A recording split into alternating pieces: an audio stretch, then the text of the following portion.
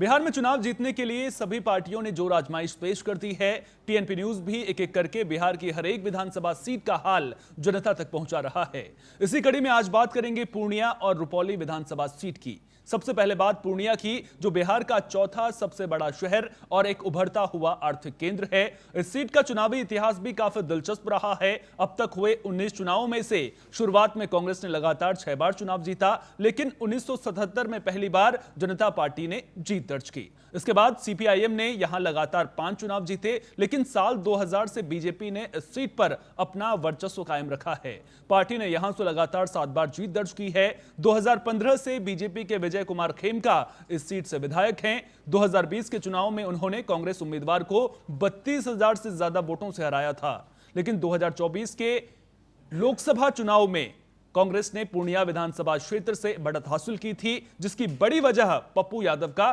प्रभाव माना गया। पूर्णिया पर पप्पू यादव की जबरदस्त पकड़ मानी जाती है, लिहाजा इस बार चुनावी मुकाबला दिलचस्प होने की उम्मीद जताई जा रही है। पूर्णिया के हर समीकरण पर डालेंगे नजर, लेकिन पहले आपको सुना देते हैं कि आखिर पूर्णिया की जनता का जोर इस बार किन मुद्दों पर रहने वाला है। अभी विकास तो वही रोड हो गया, पुल हो गया और रोड बन रहा है, यही सब विकास हो रहा है। हाँ, काम हुआ है और काम हो रहा है, अभी तक तो हो ही रहा है काम। की आम समस्या क्या है अभी? आम समस्या तो वही जैसे हो गया, रोड है, अभी पानी बिजली सबका थोड़ा थोड़ा। आप बोल रहे हैं कि रोड बने हैं, काम हुआ है, फिर आप कह रहे हैं वो समस्या है। रोड अभी बाकी है ना बनने के लिए, अभी रोड बनिए रहा है, पूरा बना नहीं है। अभी हरदा के विकास के बारे में जो है ना, जो भी रोड बना है तो भूतपूर्व में बना है, ठीक है। अभी जो काम चालू है प्रखंड स्तर में, ये काम अभी तो लोग जो है, कोई नेता ये बात का जुमला नहीं ले रहा है, सिर्फ जान रहा है कि अपना वोट बैंक चाहिए। तो अच्छा है वो तेजस्वी। क्यों अच्छा है, वही पूछ रही हूँ। सब चीज में बदलाव करेगा, हम लोग के लिए बहुत अच्छा है। ना विकास हुआ है, विकास हुआ है। बदलाव किसको सुनिएगा, इससे बेटर मिलेगा तब तो, इससे बेटर मिलना चाहिए ना। I have no any options जो है बस। तेजस्वी यादव के बारे में क्या कहेंगे? लगातार रैलियां निकाल रहे हैं, एसआईआर के मुद्दे को उछाल। मैडम वो दिन याद है, वो दोहराना नहीं चाहते। क्या बताइए? पीछे का जंगल राज याद नहीं दोहराना चाहते। रहेगी बीजेपी की, ये लोग को लड्डू आने वाला याद रखिएगा। जो मोदी जी का दामन पकड़ के चलेगा वो गंगा पार हो जाएगा। मगर लालू जी के रीजन में गोली बारूद सब ने देखा, ऐसा कोई आंख नहीं है जो पिस्तौल 3 नट ने देखा होगा, आपने देखी होंगी।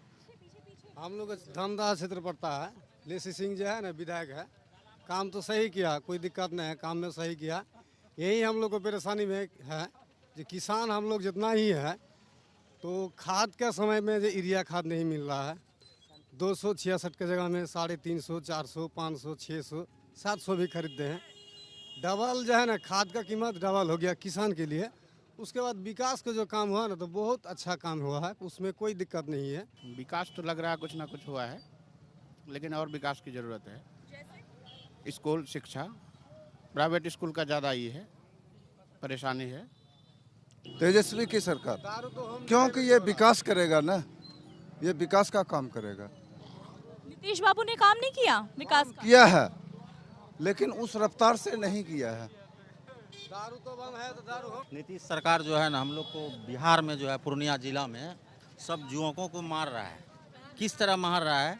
दारू जो बंद किया है, दारू नहीं बिकता है बिहार में। नासा को यूज जो बंद किया है, इतना नशा चल रहा है कि अभी सनपैक चल रहा है, उसके बाद बेलूम फूकता है, कितना पूरा पागल, जितना ही युवक है सब पगला रहा है। और क्या कहेंगे इससे ज्यादा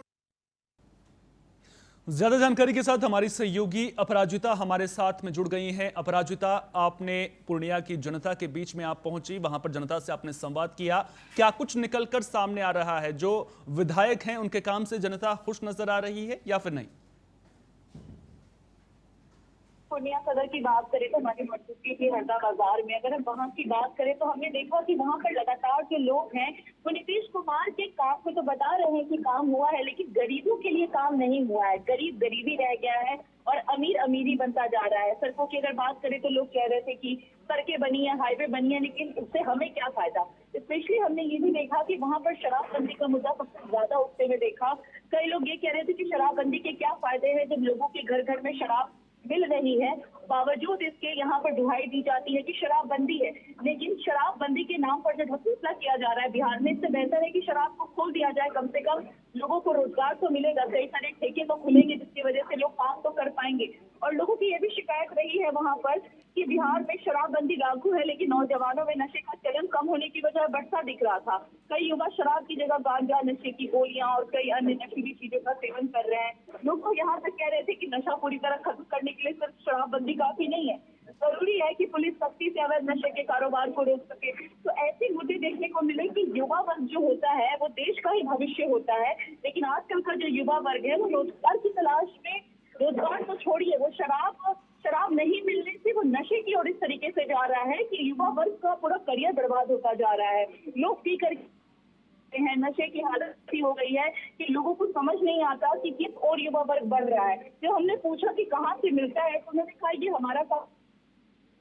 यानी कि शराबबंदी का मुद्दा भी जो है वो जोर शोर से लोग उठाते हुए नजर आ रहे हैं।